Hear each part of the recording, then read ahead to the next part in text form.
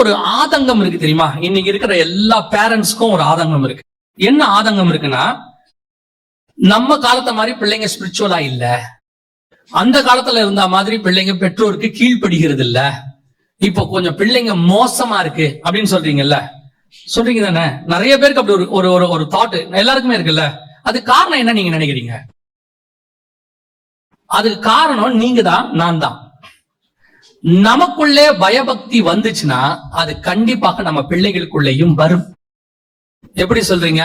வாசிங்க அதே மல்கியா 2:15 திருப்பி வாசிங்க. அவர் ஒருவனை அல்லவா படைத்தார், அவர் ஒருவனை அல்லவா படைத்தார், ஆவி அவரிடத்தில் பரிபூர்ணமாய் இருந்தது, ஆவி அவரிடத்தில் பரிபூர்ணமாய் இருந்தது, பின்ன ஏன் ஒருவனை படைத்தார், பின்ன ஏன் ஒருவனை படைத்தார்? தேவ பக்தி உள்ள சந்ததியை பெறும்படிதானே. அவருடைய ஒரே கான்செப்டே என்னன்னா, உங்க மூலமா என் மூலமா தேவ பக்தி உள்ள சந்ததியை பெறுவது மட்டும். அவருக்கு வேற கான்செப்டே இல்ல. இன்ஜினியரை பெறுவது அவர் கான்செப்ட் அல்ல, டாக்டரை பெறுவது அவர் கான்செப்ட் அல்ல, IAS ஆபீசரை பெறுவது அவர் கான்செப்ட் அல்ல, பாஸ்டரை பெறுவது அவர் கான்செப்ட் அல்ல, இவாஞ்சலிஸ்டை பெறுவது அவர் கான்செப்ட் அல்ல. அவர் கான்செப்ட் பயபக்தி உள்ளவனை பெற்றெடுப்பது மட்டும். அப்போ பயபக்தி உள்ளவனை பெற்றெடுக்கணும்னா நாம யாரா இருக்கணும்? பயபக்தி உள்ளவனா இருக்கணும். இப்போ தேவ சாயலாய் படைக்கப்பட்ட ஆதாம் தேவ வார்த்தைக்கு கீழ்ப்படிந்திருந்தால் தேவ சாயலாக, ஆதாம் சாயலாக ஒரு பிள்ளை பிறந்திருக்கும். இப்ப ஆதாம் கர்த்தருடைய உடன்படிக்கையை மீறினான் அப்படின்னு இருக்கு. இப்ப இந்த அம்மா அந்த வார்த்தையால் வஞ்சிக்கப்பட்டது. யாரு? ஸ்திரீயானவள். இவங்க ஒருத்தர் மீறினவன், ஒருத்தர் வஞ்சிக்கப்பட்டவங்க. இவங்க 2 பேரும் சேர்ந்து ஒரு பிள்ளையை பெற்றெடுக்கிறாங்க. அந்த பிள்ளை எப்படி இருக்குது? வாசிங்க 5ஆம் அதிகாரம் ஆதியாகமத்தின் புஸ்தகம் 1-2-3 வசனம் வாசி. ஆதாமின் வம்ச வரலாறு. தேவன் மனுஷன் சிருஷ்டித்த நாளிலே அவனை தேவ சாயலாகவும் உண்டாக்கினார். அவர்களை ஆணும் பெண்ணுமாக சிருஷ்டித்தார். அவர்களை ஆசீர்வதித்து அவர்களை சிருஷ்டித்த நாளிலே அவர்களுக்கு மனுஷர் என்று பெயரிட்டார். ஆதாம் 130 வயதான போது, ஆதாம் 130 வயதான போது தன் சாயலாக தன் ரூபத்தின்படி ஒரு குமாரனை பெற்று, தேவ சாயலாக தேவ ரூபத்தின்படி இல்ல. முந்தின வசனம் சொல்லுது தேவ சாயலாக ஆதாம் படைக்கப்பட்டான். ஆனா இங்க வசனம் சொல்லுது 130 வயதான போது தன் சாயலாக. அப்படின்னா என்ன அர்த்தம்? அவர் படைக்கும் போது தேவ சாயலாய் படைத்தார், அவன் கீழ்ப்படியாமைக்குள் போயிட்டான், மீறிட்டான். இப்ப பிறந்தது யார் சாயல்? இவன் சாயல். அதனாலதான் இயேசு கிறிஸ்து மனுஷ சாயலில் பிறந்து உங்களையும் என்னையும் திருப்பி தேவ சாயலாய் மாத்துகிறார். அல்லேலூயா. ரோமர் 8:29 வாசிக்க பார்ப்போம். இப்போ ரோமர் 8:29. தம்முடைய குமாரன் அநேக சகோதரருக்குள்ளே முதற் பேரானவராய் இருக்கும் பொருட்டு தேவன் எவர்களை முன்னறிந்தாரோ அவர்களை அதாவது உங்களை என்னையும், தேவன் எவர்களை முன்னறிந்தாரோ உங்களையும் என்னையும் அவர்களை தமது குமாரனுடைய சாயலுக்கு ஒப்பா இருப்பதற்கு முன்குறித்திருக்கிறார். அர்த்தம், அவர் மனுஷ சாயலாய் தேவ சாயல் ஆயிட்டாரு, மறுரூபம் ஆயிட்டாரு. இப்ப உங்களை என்னையும் அழைச்சது எதுக்காகனா குமாரனின் சாயலுக்கு ஒப்பா இருக்கும்படி. இப்ப நம்ம கிட்ட இருக்கிறதெல்லாம் மனுஷ சாயல், அப்பா அம்மா சாயல், எல்லா சாயலும் இருக்கு. அப்போ நீங்கள் நானும் படைக்கப்பட்டதே அவர் சாயலுக்கு ஒப்பா இருக்கும்படி. அப்ப கர்த்தர் உங்களை என்னையும் படைத்ததே பயபக்தி உள்ள சந்ததியை பெறும்படி. அப்ப நீங்க நானும் பயபக்தி உள்ளவனா இருந்தாதான் பிள்ளை பயபக்தி உள்ளதாக இருக்கும். நோவா பயபக்தி உள்ளவனாகி அப்படின்னா உங்களுக்கு அந்த பயபக்தி இருக்கா? கர்த்தர் மேல அந்த பயம் இருக்குதா? நீங்க எச்சரிப்பு பெறது ஒண்ணு. நீங்க நிறைய பேருக்கு இருக்க பிரச்சனை என்னன்னா, they are perfect in church activities. சபைக்கு வரதுல பெஸ்ட், பாஸ்டர் கிட்ட நல்ல டெஸ்டிமோனி. அந்த பிரதர் கரெக்டா சர்ச்சுக்கு வந்துருவாரு, அந்த சிஸ்டர் எல்லா ஊழியத்திலையும் பங்கு பெறுவாங்க. குட். பார்த்தா பிள்ளைங்க கொஞ்சம் அப்படி போயிடுச்சு. அப்போ பாஸ்டர் என்ன சொல்றாரு? அவங்க 2 பேருமே ரொம்ப நல்லவங்க தான், ஏன் இந்த பிள்ளைகள் இப்படி போச்சு? நான் அப்படி போனதுல உண்மையிலே ரொம்ப நல்லா கரெக்டா இருந்து அப்படி போனது 1 or 2% இருக்கதான் செய்யுது. அப்ப எல்லாரையும் அப்படி சொல்றேன்னு நினைச்சுக்காதீங்க. ஆனா பெரும்பாலும் மெஜாரிட்டி நீங்க நல்ல ரிலிஜியஸ் பீப்புள் பட் நல்ல ஸ்பிரிச்சுவல் பீப்புளான்னு பார்க்கணும். We are all good religious people. Church activities we are good. நசவாங்கானிக்கும் பர்ஃபெக்ட், சர்ச்சுக்கு வரதுல பர்ஃபெக்ட், டைமுக்கு வருவீங்க, கரெக்டா போவீங்க, பாஸ்டர் ஒன்னு சொன்னா ஓடி வந்து நிப்பீங்க. What about your spirituality in the home? வீட்டுக்குள்ள உங்க ஸ்பிரிச்சுவாலிட்டி எப்படி இருக்கு? அதைத்தான் பையன் பார்ப்பான். சபைக்குள்ள இருக்கிறத பையன் பார்க்க மாட்டான். அவன் எப்படி பார்ப்பான் தெரியுமா? எங்க அப்பா மேடையில் எப்படி இருக்காரு பாருப்பா. ஏன்னா அவனுக்கு வீட்டுல நீங்க யாருன்னு தெரியும், அவனுக்கு உங்களை பத்தி தெரியும். நீங்கள் தேவனுக்கு எவ்வளவு பயபக்தி உள்ளவனாய் இருக்கிறீர்கள் என்பதை உங்கள் பிள்ளைகள் பார்க்கும் பொழுது அவர்கள் தேவ பக்தி உள்ள சந்ததியாய் இருப்பார்கள். இங்க அதுதான் இங்க மிஸ்ஸிங். நீங்க வீட்டுல உட்கார்ந்து ஊழியக்காரனை கமெண்ட் அடிக்கிறீங்க, வீட்டுல உட்கார்ந்து ஊழியக்காரனையோ அல்லது சபையையோ அல்லது வேற விசுவாசியோ அல்லது கூட இருக்கிற விசுவாசியோ குறை பேசுறீங்க. அதை உன் பிள்ளைகள் பாக்குது வீட்டுல. அப்புறம் உங்க பிள்ளைகள் குறை பேசுறவங்களா மாறும்போது உங்களையே குறை பேசும். அப்ப நீங்க உங்க பிள்ளைகிட்ட அப்பா அம்மா அப்படி பேசலாமா அப்படின்னா நீங்கள் வேற ஒருத்தர பேசுனீங்க, உங்க பிள்ளை உங்களை பேசுது. அவ்வளவுதான் வித்தியாசம். உங்க ஸ்பிரிச்சுவாலிட்டி வீட்டுல எப்படி இருக்கு? அவன் பயபக்தி உள்ளவனா இருந்தான், அவன் சந்ததி பயபக்தி உள்ள சந்ததியாக இருந்துச்சு. நோவாவே எடுத்துக்கோங்க. நோவாவுக்கு 3 பெரிய பசங்க, குழந்தைங்க கிடையாது, திருமணமான பெரிய பசங்க. இப்ப நோவாக்குள்ள ஒரு விஷன் இருக்கு. தற்காலத்தில் காணாதவைகளை என்ன பண்ணிட்டான் அவன்? தேவ எச்சரிப்பு பெற்று ஒரு விஷன் வந்துருச்சு. இந்த விஷனை அவங்க பசங்க கிட்ட சொல்றான், இந்த மாதிரி உலகம் அழிய போதுப்பா, நாம ஒரு பேழை கட்ட போறோம், ஆண்டவர் வரப்போறாரு, உலகம் அழிய போது, நாம அதுல ஏறி தப்பிக்க போறோம். இந்த விஷனை பையன் அக்செப்ட் பண்ணுமே. முதல்ல 3 வாலிப பசங்க, மனைவியோட இருக்கிற 3 பசங்க, நீங்க சொல்ற இந்த தரிசனத்தை அவன் ஏற்றுக்கொள்ள வேண்டுமே. எப்படி ஏத்துப்பான்? அவனுக்குள்ள எப்படி அந்த விஷன் போகும்? போகாது இல்ல. ஆனால் நீங்கள் பயபக்தி உள்ள இருந்து, எங்க அப்பா ஸ்பிரிச்சுவல் பர்சன், எங்க அப்பா சொன்னா அது கரெக்டா தான்டா இருக்கும்னு சொல்றா பாருங்க, அப்போ உன் விஷன் அவனுக்குள் போகும். உன் பேச்சு திறமையினால போகாது, ஆனா உன்னோட ஸ்பிரிச்சுவாலிட்டி அவனுக்குள் கொண்டு போகும். அது எப்படி போகும்லாம் கேட்காதீங்க, போகும். அவ்வளவுதான். இங்க என்ன இருக்கு? நான் போதிக்கிறதில் சிறந்தவனாக இருக்கிறேன், சாட்சியில் எப்படி இருக்கிறேன், அதான் என் கேள்வி. அங்கதான் பார்க்கணும். இப்ப இம்பார்ட்டன்ட். எல்லா பிள்ளைக்கும் அந்த வாலிப பிராயத்தில் என்னென்ன விதமான போராட்டங்கள் உண்டோ இயேசுநாதருக்கு அது இருந்துச்சு தானே. அவத்தாமே நம்மை போல எல்லா விதத்திலும் சோதிக்கப்பட்டார்னு இருக்குல்ல, இருந்துச்சு தானே. எல்லாருக்கும் இருக்கதான் செய்யும். என் பிள்ளைக்கும் இருக்கும், உங்க பிள்ளைக்கும் இருக்கும். அதை அவர்கள் மேற்கொண்டு வர வேண்டும் என்று உங்களுக்கு ஆசை இருக்குது இல்ல? எல்லாருக்கும் அந்த ஆசை இருக்குல்ல. அப்ப அந்த ஆசை இருக்கணும்னா நீங்கள் பயபக்தி உள்ளவனாய் அவருக்கு முன்னாடி நிக்கணும். நீங்கள் இல்லாமல் அவர்களுக்கு நீங்கள் சாட்சியை காட்ட முடியாது. நீங்க ஸ்ட்ரிக்டா இருக்கலாம், அது வேற விஷயம். இப்பவும் சொல்றேன், உங்களுடைய கண்டிப்புனால உங்க பிள்ளைய திருத்திடலாம் நினைக்காதீங்க. கண்டிப்பா இருங்க, வேணாம்னு சொல்லல.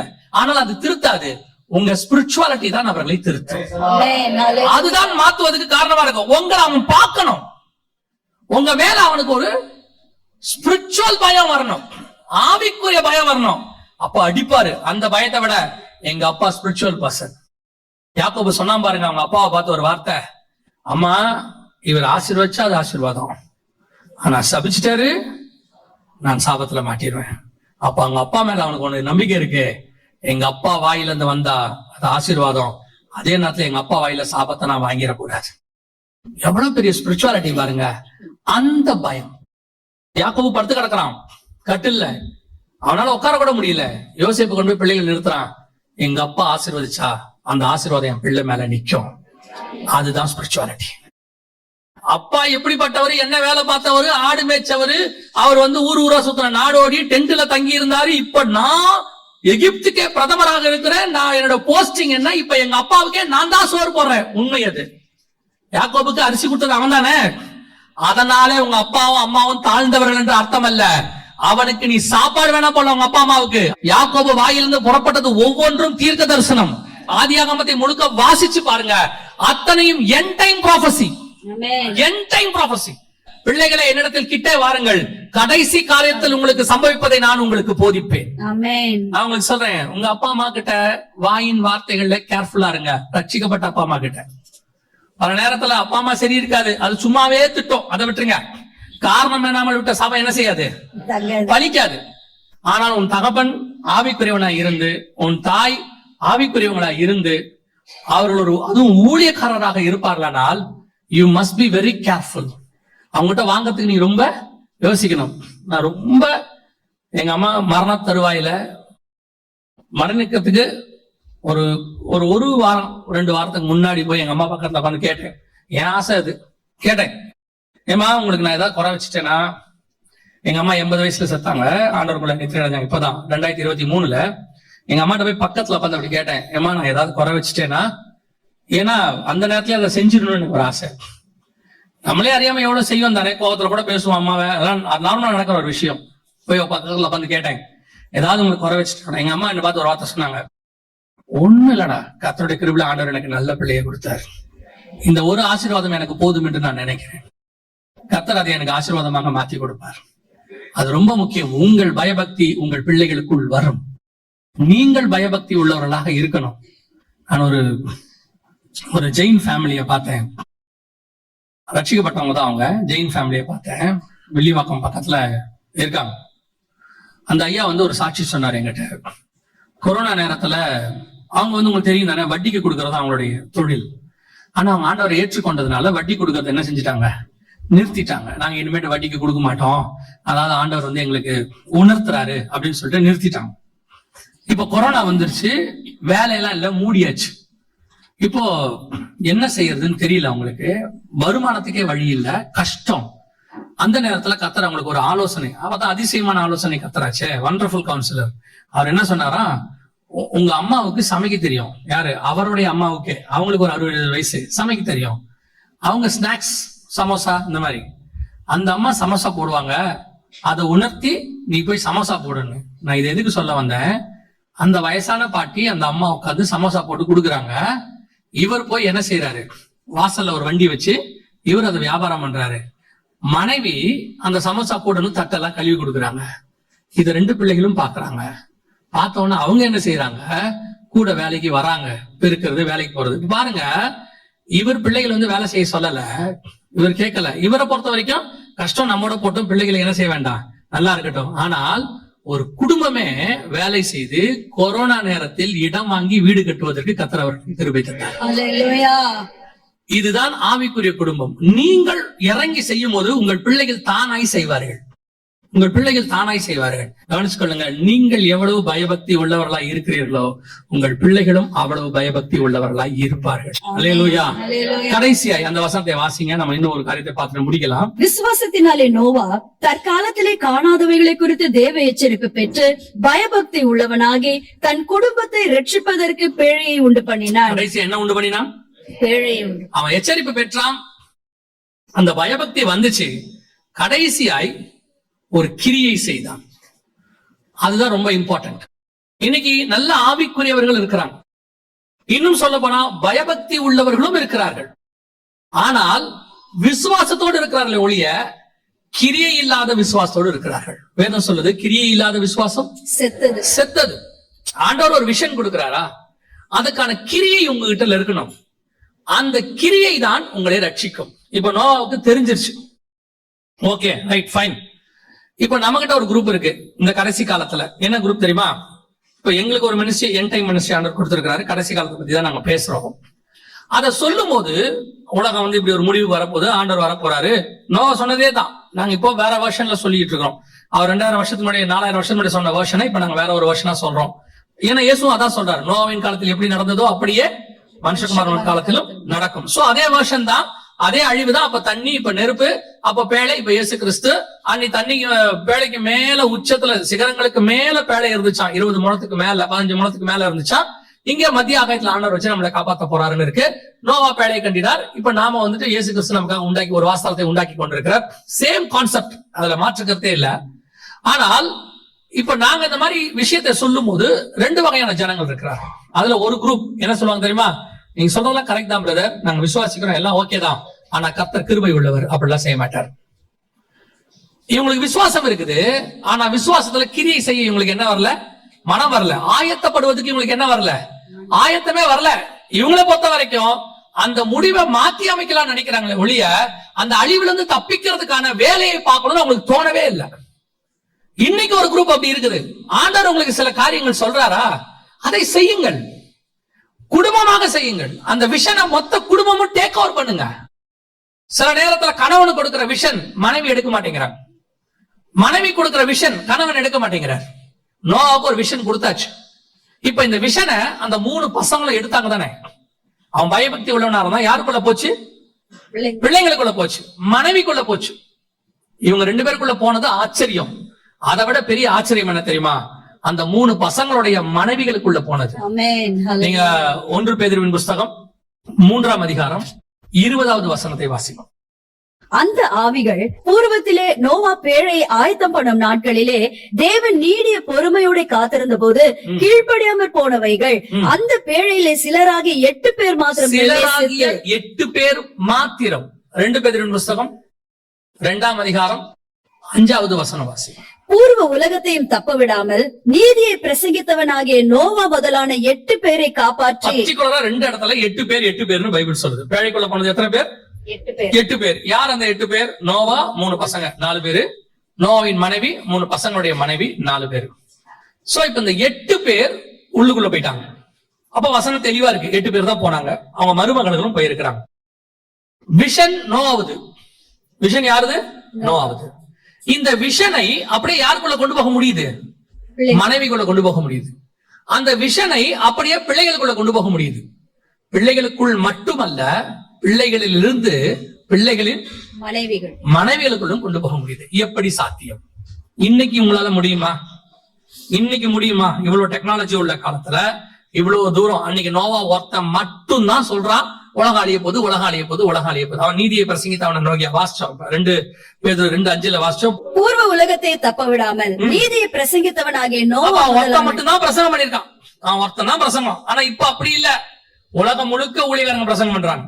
10ஆவதுக்கு சயின்டிஸ்டே ப்ரூஃப்ஸ் கொடுக்குறாங்க, உலகம் அழிய போகுது, இது அக்கினி வரப்போகுது, இதோ பெரிய பேரழிவு நடக்குது, மிகப்பெரியதான். ஏன்னா அன்னைக்கு இருந்த மக்கள் தொகைக்கு இன்னைக்கு இருந்த மக்கள் தொகைக்கு அதிகமான காஷன் கொடுக்க வேண்டியிருக்கு ஆண்டவருக்கு. 1,20,000 பேர் இருந்த நினிவேக்கு ஒரு ஆள் போதும்.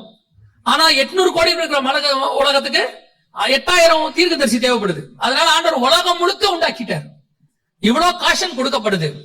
ஆனால் இந்த காஷன் எல்லாம் ஒரு பக்கம் போகட்டும், இந்த விஷயம் உங்களுக்குள்ளும் உங்கள் பிள்ளைகளுக்குள்ளும் போகுதா? உங்க மனைவிக்குள்ள உங்களால கொண்டு போக முடியுதா? ஒரு விஷயத்தை நீங்கள் சொல்றது எனக்கு ரொம்ப ஆச்சரியம். ஒரு விஷயம் படிச்சு பார்த்தேன்.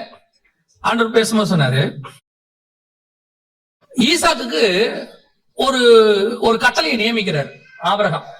என்ன கட்டளை நியமிக்கிறார்னா, அந்த வேலைக்காரன் பொண்ணு பார்க்க போகும்போது வேலைக்காரன் கிட்ட ஆபிரகாம் சில உறுதிமொழி வாங்குறாரு. அந்த உறுதிமொழியில ஒண்ணு, பெண் உன் பின்னே வர மனதில்லாது இருந்தாலே ஆகில் அப்பொழுது நீ இந்த என் ஆணைக்கு நீங்களா இருப்பாய். அங்கே மாத்திரம் என் குமாரனை மறுபடியும் அழைத்து கொண்டு போக வேண்டாம். திருப்பி இந்த கானானை விட்டு வெளியே யார் போக கூடாது? ஈசாக்கு போக கூடாது. 2வது வாசி 26ஆம் அதிகாரம் 2-3 வசனம் வாசி. கர்த்தர் அவனுக்கு தரிசனமாகி, நீ எகிப்துக்கு போகாமல் நான் உனக்கு சொல்லும் தேசத்திலே குடியிரு. இந்த தேசத்திலே இரு. அந்த அடுத்த வசனம் இருக்கு, இந்த தேசத்திலே வாசம் பண்ண. இந்த தேசத்தில் வாசம், நீ வெளியே போக கூடாதுன்னு அர்த்தம். அப்ப ஈசாக்கு உள்ள ஒரு பெரிய கட்டளை. ஆபிரகாம் வெளியே போவாரு, வெளியிருந்து வருவாரு. யாக்கோபு வெளியே போவாரு, வெளியே போயிட்டு திருப்பி வருவாரு. இவங்களுக்கு எல்லாம் ரெஸ்ட்ரிக்ஷன் கிடையாது. இவங்களுக்கு எல்லாம் அந்த சட்டத்துக்கு நீங்களா இருக்காங்க. ஈசாக்கு அதுக்கு பின்னாடி ஒரு ஸ்பிரிச்சுவல் ரீசன் இருக்கு. ஏன் ஆபிரகாம் வெளியிருந்து உள்ள வந்தாரு? ஏன் யாக்கோபு வெளியே போயிட்டு உள்ள வந்தாரு? ஏன் ஈசாக்கு உள்ளே இருந்தாரு? இந்த 3 முற்பிதாக்களுக்கு நடுவுல ஒரு பெரிய இருக்கு. இப்ப நம்ம அந்த மெசேஜுக்கு போக வேண்டாம், முடியாது. அப்ப ஈசாக்கு ஒரு கட்டளை உண்டு, அவன் அங்கேயே தான் இருக்கணும்.